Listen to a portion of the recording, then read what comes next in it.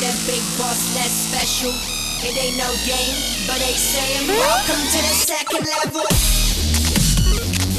Second level. Second level gaming. Second level.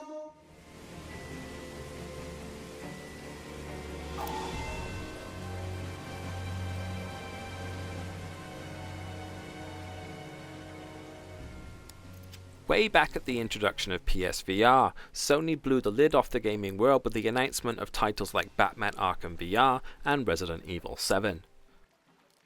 Throughout the show, they would occasionally hint at add-on content for other big non-VR titles. One such game was Final Fantasy 15. All right. The footage shown was Prompto rocking a PSVR headset and the gang shooting at a monster of some description, if my memory serves me well. So naturally, that was the direction the majority of people assumed this VR add-on would be heading, which was pretty exciting. Resident Evil 7 and Batman Arkham VR came and went, and many people were scratching their heads wondering where this Final Fantasy 15 VR add-on was, only to eventually be told it would be delayed. Not a good sign. No one had seen any footage, no one knew anything. Basically, the promise of a VR Final Fantasy game, even if just an add-on, was starting to feel as though it was slipping away. That was until the announcement for Monsters of the Deep.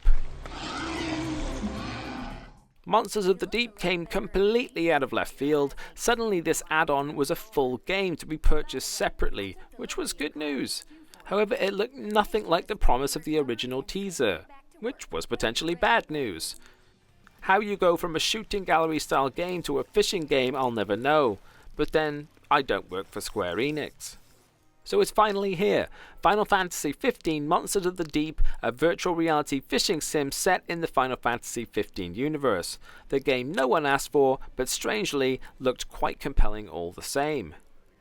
After spending a little time with it, I can confirm that for better or worse, I'm glad this was the route they chose to go down. Angler's intuition was spot on. Listen, small fry, you're doing good work out there, so keep it up. Monsters of the Deep pits you as a new character in the Final Fantasy 15 world. You use customizable creator character options, admittedly thin to make your guy, and then it charges you with the task of saving the world's fishing hulls by removing the demon fish. Huge and deadly monstrosities that have shown up at various fishing locales around the world and are preventing the local fishermen from enjoying their pastime. Hey, you okay? Stay with me now. Papa, call for help and hurry! One such fisherman you might be familiar with. His name is Noctis. Come here on a hunt or something? Dressed like that? Yeah, nice try. Noctis becomes your fishing bud and plans on introducing you to his friends, which he does throughout his time in the game. But those aren't the only characters you'll recognize. Early in the game you are actually saved from a particularly nasty monster by one Cindy Oram in full Halloween sexy mechanic gear. I had flashbacks to Dead or Alive 3 and summer lessons for portions of the game when she was in it. It's like she's forcing you to look.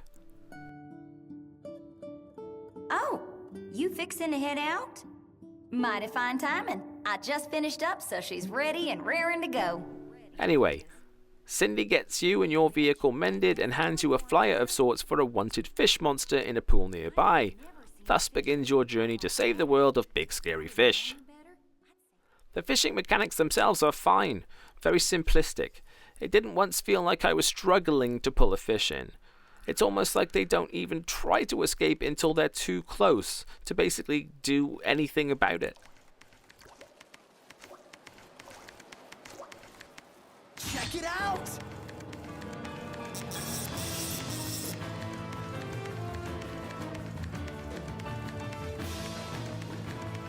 Oh yeah!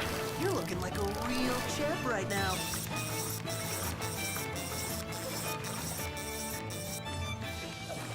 Hey, you did it! You do have a special sonar, and the casting is somewhat of an art form. After that, though, you're mostly phoning it in. I tested out a few different rods and lures, but honestly, couldn't really tell what they were doing for me. I suppose in the free fishing mode they might have a little better say, but in story mode, I couldn't tell the difference. Speaking of modes, there are quite a few. Story, hunt, tournaments, free fishing. Never a dull moment when you're a monster fisherman. This does keep things mixed up a little bit and helps them from becoming stale too quickly. I have to admit, beating Noctis in a tournament and then making obscene gestures at him after all of his shit talking was quite enjoyable. You do win currency and other trinkets throughout your adventure, which can be spent on things like clothing and better rods and lures, etc. So there's a slight RPG element to the game, though thinly veiled. All movement is done using teleportation, which works perfectly for this game. Free roam is entirely unnecessary. Until the day they release a fully fledged Final Fantasy game in VR, that is. The monster fish are not random, incidentally. You have to build up to them. Essentially, you just catch a bunch of fish. The bigger and better the fish, the faster the boss fish will notice and show his or her ugly head. Once they arrive on scene, the game changes entirely. You actually ditch the rod in favor of a crossbow, which you use to try and subdue the creature as best you can. Each monster has their own thing, a pattern with which they attack and use a special skill to hurt you with. Although I never felt like I was about to die at any point, despite getting hit a bunch of times.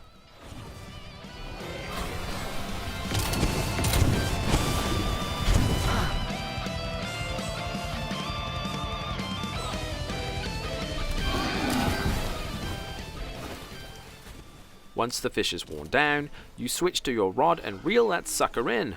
Once caught, the demon fish bursts into a cloud of purple dust, and that's the fishing pool cleansed of its sins. Rinse, repeat. The boss fish fights can be heart-pounding. Something about giant killer fish lunging at you like some kind of Lovecraftian nightmare hit a nerve with me, and I really enjoyed it. I'm hoping the challenge level ramps up as the fish do though, because right now it all feels like a walk in the park. Sheesh, save some for me, will ya? So there you go, from random shooter game all the way into a half-decent fishing sim with boss fish, progression systems, and partially clothed mechanics, all in full VR.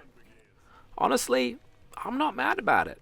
I genuinely thought this game was going to turn out to be a shit show, but it's surprisingly enjoyable and decently priced for the experience. The only complaint I have currently is that it's too easy, bearing in mind I have not finished all the game has to offer, so there may be deeper challenges ahead. Fans of Final Fantasy XV will enjoy the nods to the main series. Fans of fishing can be excited that this is one of the better fishing sims on the VR unit right now. Although nowhere near realistic, it is a pretty damn good time. If this all looks and sounds interesting to you, give it a shot. Thanks for watching. It ain't no game, but they saying welcome to the second level.